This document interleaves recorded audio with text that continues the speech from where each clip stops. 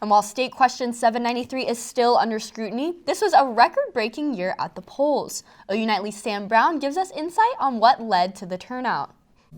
The 2018 midterms were crucial to the future of American government, and voters showed out in numbers to make their voices heard. About 49% of eligible voters cast ballots in the midterms, a 12-point jump from the 2014 midterms.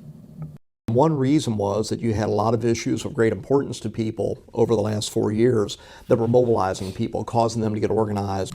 In Oklahoma, 56% of voters submitted ballots, the highest voter turnout in over 32 years. But despite increased turnout and a Democratic win in House District 5, Oklahoma remained a red state, with Kevin Stitt defeating Drew Edmondson for governor by 12 points. Going back to 1994, no Democrats broken 44% of the vote, okay? And if you go back to that same period, no Republicans gotten less than 42.5% of the vote, okay? So the Republicans have a really high floor. The Democrats have a really low ceiling. One big question heading into these midterms was young voter turnout.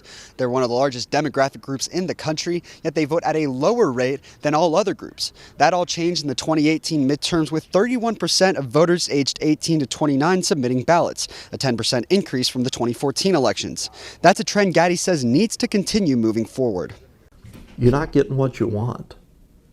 And the things you all want are not really selfish things, right? So that's the motive. Increased voter turnout is a step in the right direction, but how do we keep the momentum going? You have to reinforce to people the notion that voting matters, but also you have to reinforce to them that voting is literally the lowest level thing you can do in terms of democracy. And you recognize that sometimes you just don't get to win, okay? This is a tad bit more important than football, and you're not always going to go 11-1. Sam Brown, OU Nightly. For more information on Oklahoma voter turnout, visit the Oklahoma State Election Board website.